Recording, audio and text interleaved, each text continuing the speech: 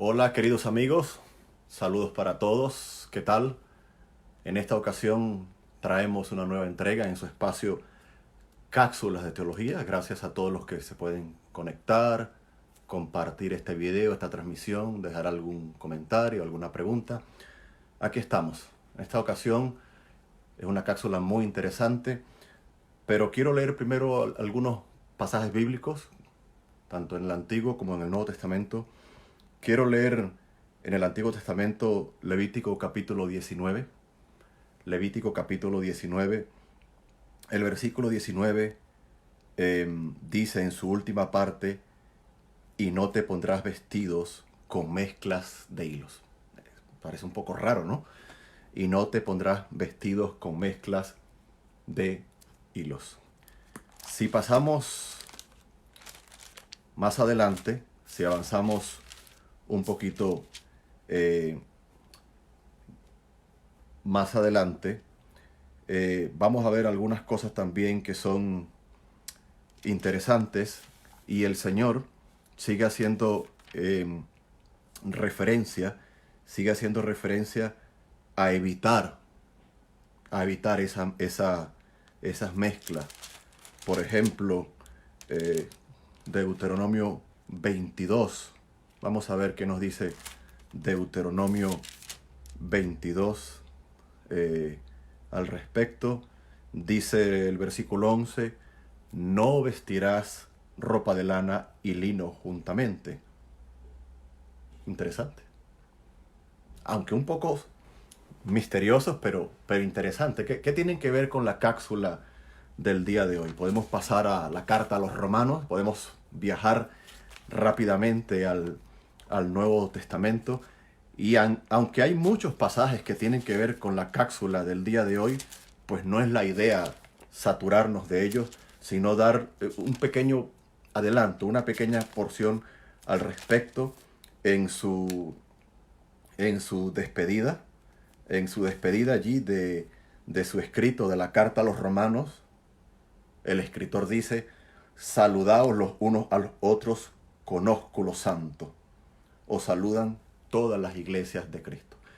Y hago una pequeña pausa aquí antes de recomendar la cápsula del día de hoy, porque ya en otras entregas anteriores, en alguna otra cápsula, hemos hablado del diccionario bíblico ilustrado Holman. No lo voy a hacer en esta ocasión, pero sigo insistiendo que es uno de los mejores en la actualidad en el mercado. Y digo esto porque el escritor dice allí, saludaos los unos a los otros con ósculo santo. Cuando vamos a un diccionario bíblico como este, pues podemos ver que el ósculo es un beso. Era una expresión típica, ¿no?, del cercano oriente. Los hebreos, los judíos, lo ponían muy en práctica, ¿no? Esos besos en las mejillas. Y muchos, cuando se adentran en el estudio bíblico, pues tienen la mentalidad, las primeras herramientas que debo adquirir son una Biblia de estudio y un diccionario bíblico. Yo no estoy de acuerdo con adquirir una Biblia de estudio a las primeras. Puede ser peligroso. Lamentablemente aún las Biblias de estudio tienen ciertas tendencias, ciertas presuposiciones por la casa editorial, etcétera. No por el texto bíblico, sino por los comentarios o la postura denominacional. Mientras que el diccionario bíblico es imparcial. Entonces, si te estás decidiendo entre la inversión de una Biblia de estudio y un diccionario bíblico para comenzar tu estudio bíblico, comienza con el diccionario bíblico, porque sería imparcial. Y si vamos para terminar, hay muchos más textos, lo estoy diciendo, lo he dicho, pero si vamos, por ejemplo, a la primera carta de San Pablo a los Corintios, en el versículo 11, capítulo 11, versículo 4, Pablo dijo, todo varón que ora o profetiza con la cabeza cubierta afrenta su cabeza, pero toda mujer que ora o profetiza con la cabeza descubierta afrenta su cabeza, porque lo mismo es que si se hubiese rapado. Entonces, dice el 6, porque si la mujer no se cubre, que se corte también el cabello, y si le es vergonzoso a la mujer cortarse el cabello o raparse, que se cubra. Y continúa ahí dando una explicación interesante. He leído estos pasajes, queridos y queridas, tanto en el Antiguo como en el Nuevo Testamento, para recomendar, para presentar ante vosotros, ante ustedes, la cápsula del día de hoy. Y la cápsula del día de hoy no tiene desperdicio. Allí la tienen, frente a vuestras pantallas. Uso y costumbres de las tierras bíblicas. Creo que Editorial Portavoz ha hecho un trabajo fascinante de la mano del hermano Fred White. Uso y costumbres, es una edición ya revisada, pudiéramos decir actualizada, de Fred White. Es un libro sucinto, no es una teología sistemática, no es la enciclopedia británica que durarás toda la vida leyéndola. Y es un libro muy interesante. La versión en español es del año 1981, la primera, y luego pues ha tenido alguna revisión. Muchas veces cuando vamos a la palabra de Dios, tomamos un significado de acuerdo a nuestra cultura actual, y eso es un error craso, garrafal, y con todo respeto a mi estimada audiencia, eso es una aberración. El escritor bíblico transmitió algo. El escritor bíblico quiso decir algo en su primera intención, en su intención original. Por lo tanto, tenemos que trasladarnos al momento, tenemos que trasladarnos al significado primario original de ese autor bíblico. Por ejemplo, ¿cuántas veces no hemos leído, recuerdan aquel pasaje de Marcos 10 y está también en otro evangelio en referencia a la facilidad con la que puede pasar el camello por el ojo de una aguja que un rico en el reino de los cielos, la imposibilidad de este? Es interesante. ¿De qué aguja está hablando allí?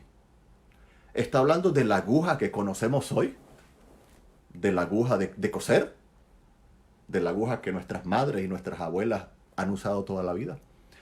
¿Está hablando de lo que algunos creen la aguja quirúrgica? Una especie de aguja médica para tiempos del Nuevo Testamento. ¿O está hablando de la aguja que algunos conocen como la puerta de las ovejas? Que para no dar mucha explicación, era una especie de puerta, según algunos estudiosos, donde pues el camello entraba allí con cierta dificultad, tenía que doblarse, tenía que inclinarse, porque sus jorobas no le permitían entrar con mucha facilidad. Esto era pues una especie de puerta de guardia, de retaguardia, de cuidado para que el camello no se saliera. ¿De cuál aguja está hablando? ¿O existe otra al respecto, no? Si vamos, por ejemplo, al Evangelio de Mateo, podemos leer al respecto, Evangelio de Mateo. Vamos allí, Evangelio de Mateo. Podemos leer al respecto. Y también pudiéramos leer en Lucas, Evangelio de Marcos, quise decir, Evangelio de Marcos. Vamos al Evangelio de Marcos, capítulo 10, por ejemplo. ¿Cuántas veces hemos escuchado hablar, ¿no?, en este texto? ¿Cuántas veces?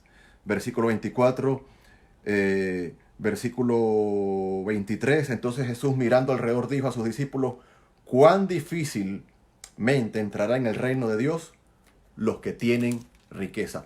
Él no dijo que era imposible, esto es interesante. Él dijo que era ¿qué? Difícil.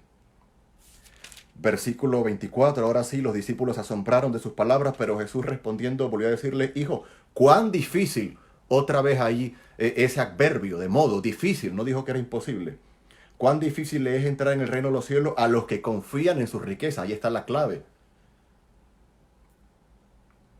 Versículo 25, más fácil es pasar un camello por el ojo de una aguja que entrar un rico en el reino de los cielos. Entonces, sin duda alguna está hablando de una puerta. Sin duda alguna está hablando de una entrada, porque en el reino de los cielos habla de entrada, ¿no? Para el rico, para el que confía en su riqueza, hay la imposibilidad, pero más fácil es al camello que pase por el ojo de una aguja. Entonces está hablando de dos puertas, de dos entradas. Y en uso y costumbre de las tierras bíblicas, la cápsula en esta ocasión, podemos aprender mucho en relación a las situaciones culturales para interpretar la Biblia. Cuando Pablo le dice a los romanos que lo leímos, saludaos con ósculo santo, ¿es un mandamiento que tiene vigencia para el día de hoy? ¿O era costumbre y Pablo la da por sentada de manera natural? Es obvio que los hermanos se saluden con, con un beso.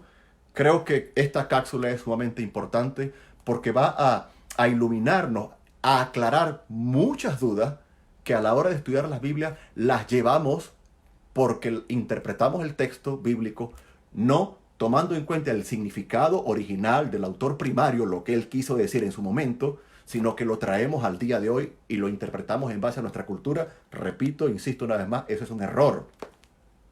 ¿Cuántas cosas no hemos malinterpretado así como el ojo de una aguja? El ósculo santo. Por ejemplo, si vamos al Evangelio según San Mateo, en el capítulo 1, dice el Evangelio de Mateo: el nacimiento de Jesucristo fue así: estando desposada María, su madre, con José, antes que se juntasen, se halló que había concebido el Espíritu Santo. José, su marido, como era justo y no quería infamarla, quiso dejarla secretamente. Y luego el ángel le apareció y le dijo: no temas recibir a María tu mujer, porque lo que en ella es engendrado el Espíritu Santo es. Y allí continúa. Entonces, ¿era José marido de María o no era el marido de María? ¿Era María la mujer de José, la esposa, o no lo era? Bueno, el hermano Frederick White nos da aquí una enseñanza fantástica, y podemos ir, por ejemplo, a la página 122, 121 y 22. En la página 121 nos habla de costumbres matrimoniales, de los desposorios. Fíjense lo que dice la definición. Era una promesa de matrimonio entre los judíos de los tiempos bíblicos. Podía ser un acuerdo sin compromiso formal. Pero lo interesante es que aunque no le daba al esposo la potestad de tomar a la desposada como su mujer, si él quería romper este desposorio, tenía que hacerlo por medio de un divorcio. Ahora podemos entender por qué el escritor bíblico le dice: no temas recibir a María tu mujer. Legalmente se consideraba que era su mujer, pero no la podía tomar posiblemente hasta después de un año, cuando el matrimonio formalmente, la ceremonia y todo lo que esto implicaba, pues se llevara a cabo, se llevara adelante. Y obviamente hay una diferencia marcada entre el desposorio y el matrimonio mismo. Entonces, cuando entendemos eso, podemos ver por qué la situación era peligrosa para María, pero por qué a la vez José quería cuidar de María, y por qué el ángel le dice: no temas recibir a María tu mujer.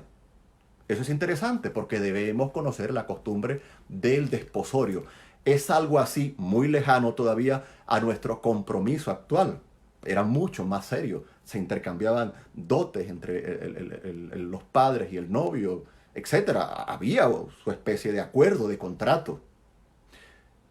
Todo eso debe ser conocido en un libro como este. Hay varios: Uso y costumbres de las tierras bíblicas.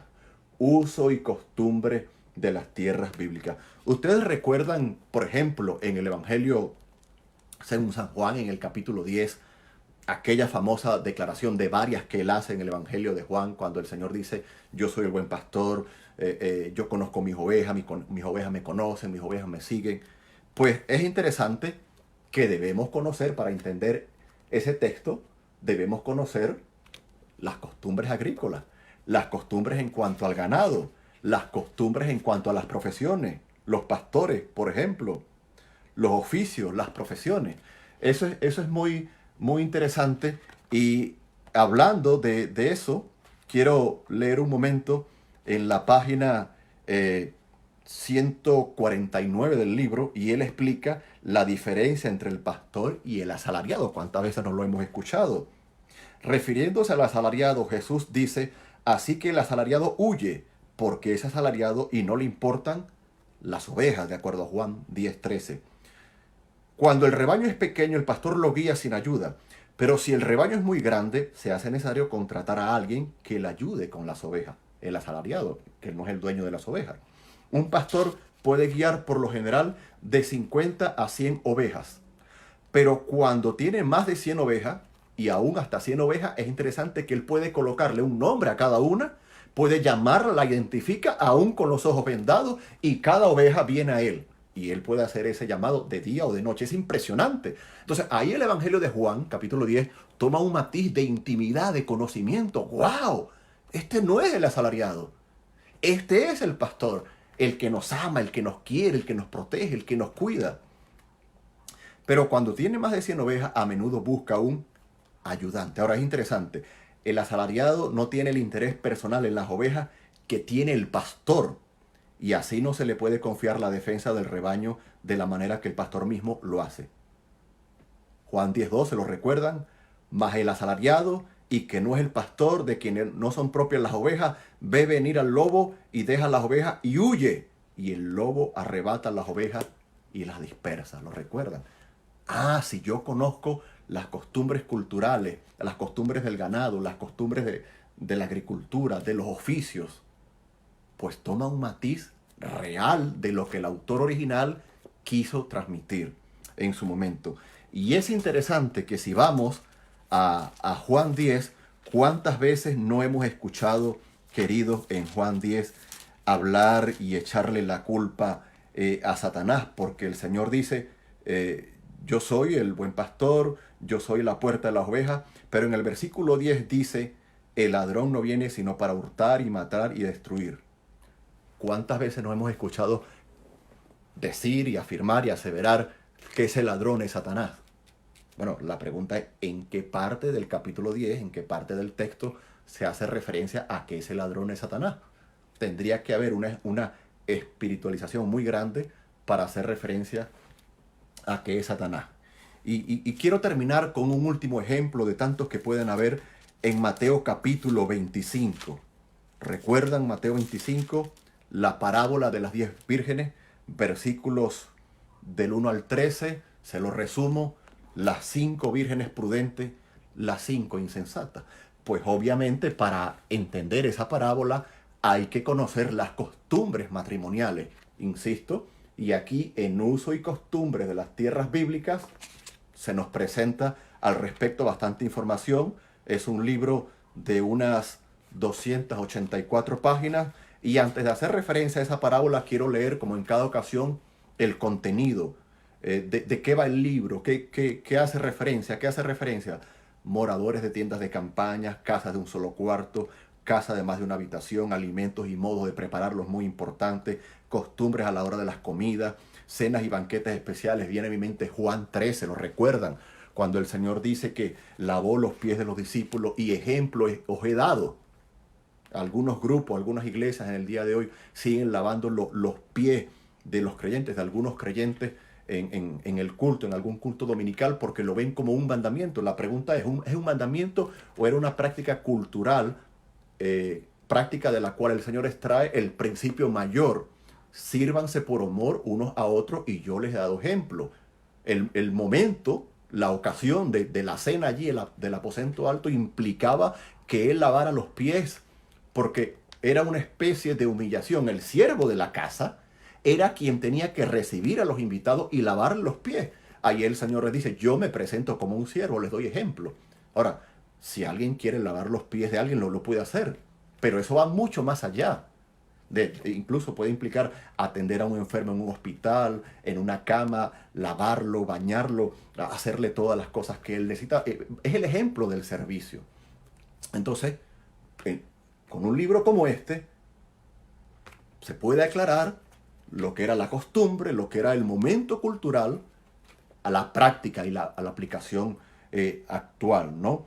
Disposición oriental para agasajar a un huésped, lo que hizo el Señor Jesús, programa diario de actividades, vestidos y ornamentos, posición de los padres en el hogar, nacimiento y cuidado de los niños, educación de la juventud, la religión en el hogar, costumbres matrimoniales, que habría que estudiarlo un poco para ver la parábola de las 10 vírgenes, Mateo 25, algunos eventos especiales de las festividades matrimoniales, también se puede estudiar, enfermedades en las tierras bíblicas, la muerte en las tierras orientales, vida pastoral, vida pastoril, el cuidado de las ovejas y las cabras, nos viene bien para estudiar Juan 10, cultivo y cosecha del grano, cuidado de las viñas, cultivo del olivo y de la higuera, oficios y profesiones, música vocal e instrumental, la ciudad o pueblo oriental, costumbres acerca de la propiedad, animales domésticos viajando por tierra y mar, acopio de agua en Palestina, asaltos y venganzas de muerte, la esclavitud en tiempos bíblicos, muy importante. Algunos argumentan que la Biblia regula, que la Biblia ordena la práctica de la esclavitud. No, ya estaba. Más bien la Biblia la suaviza. La Biblia habla de ese año en el cual los esclavos podían quedar libres. La Biblia le dice a los amos que traten a los esclavos de buena manera y que el concepto esclavo no es el que tenemos de siglos antiguos, donde los humillaban, los encerraban en celdas, en barcos, en grilletes, en cadenas. No, había abogados, había doctores, había esclavos con profesiones en las tierras bíblicas. Es muy interesante. Atletismo griego y espectáculos romanos. Entonces creo que es un libro bastante completo. Hay varios al respecto. ¿Por qué debe el estudiante de la Biblia conocer las costumbres de las tierras bíblicas? Es la reseña que hacen aquí en la contraportada. El autor de este manual estima que tal conocimiento es esencial, y yo estoy de acuerdo, para poder entender la Biblia, debido a que gran parte de sus pasajes difíciles se vuelven más claros a la luz de explicaciones culturales de la vida durante los tiempos bíblicos. En este tomo, el autor ha desarrollado 31 temas principales, entre los cuales están, y ya leí algunos de ellos, costumbre a la hora de las comidas, vestidos y ornamentos, enfermedad en las tierras bíblicas, oficios y profesiones, disposición oriental para agasajar a un huésped, costumbres matrimoniales, educación de la juventud. El estudiante de la Biblia, sea principiante o avanzado, esto es un consuelo, querido, hallará en este libro una rica fuente de información para poder interpretar más acertadamente la Sagrada Escritura. Y que el Señor nos ayude, porque la Biblia es palabra de Dios.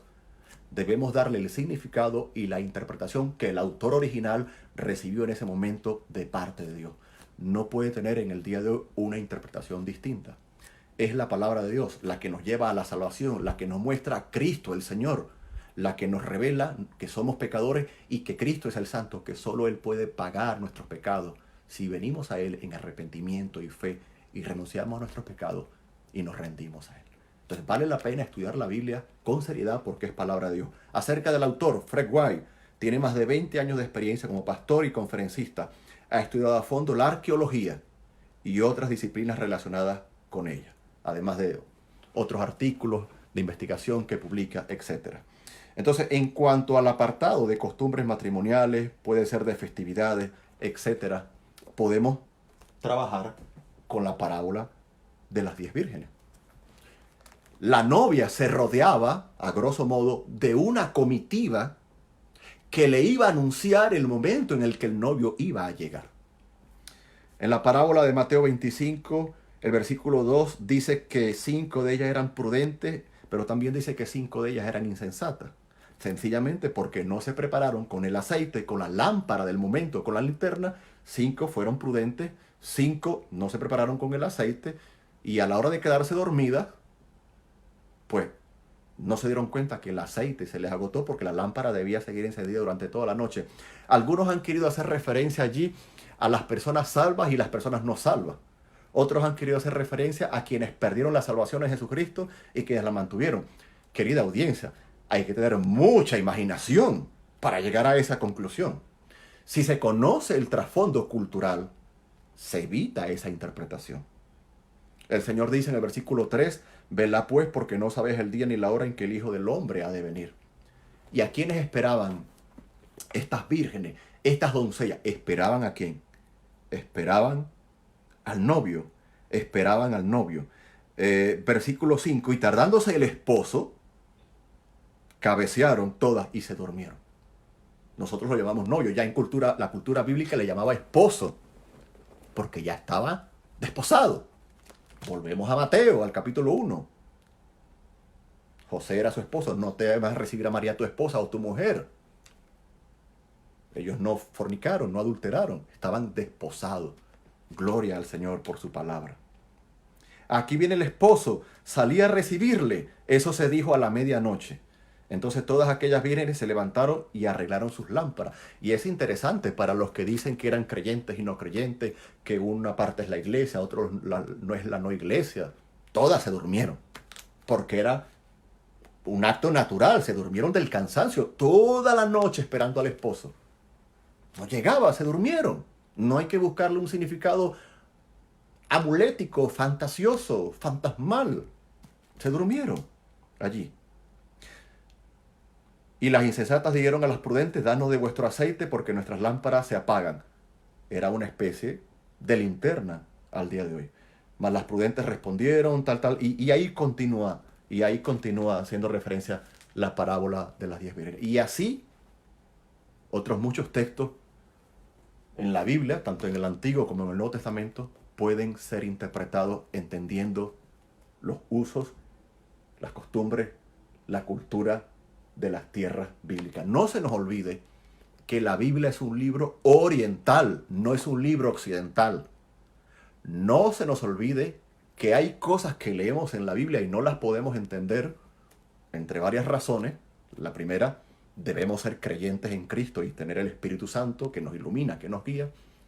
Y en segundo lugar, tenemos que prepararnos y conocer la geografía, la historia, un poco de arqueología. Pero ciñéndome a la cápsula del día de hoy, debemos conocer las costumbres, las culturas. Debemos conocer por qué ciertos eventos no son muy entendibles para mí. Sencillamente porque debo ir a la cultura bíblica. Merece la pena invertir en literatura bíblica. Merece la pena escudriñar la palabra de Dios. Merece la pena, queridos y queridas, poder estudiar la Biblia en toda su plenitud, porque ella es la palabra de Dios. Gracias por ver esta cápsula. Gracias por compartirla. Puedes dar tus comentarios, dudas, preguntas, aportaciones. Y esperamos en el Señor que podamos ser fieles a estudiar la palabra de Dios. Quiero terminar con un pasaje bíblico que nos anime, que nos fortalezca. 2 Timoteo capítulo 3, versículo 16. Toda la escritura es inspirada por Dios y útil para enseñar, redarguir, para corregir, para instruir en justicia, a fin de que el hombre de Dios sea perfecto, enteramente preparado para toda buena obra. La palabra perfecto allí puede ser traducida como completo, maduro, ajustado, equipado. Si toda la escritura es inspirada por Dios, y lo es, debemos conocer la cultura. Les recomiendo esta cápsula. Ánimo en el Señor y gracias por haber estado en esta ocasión con nosotros. Bendiciones y hasta la próxima cápsula de teología.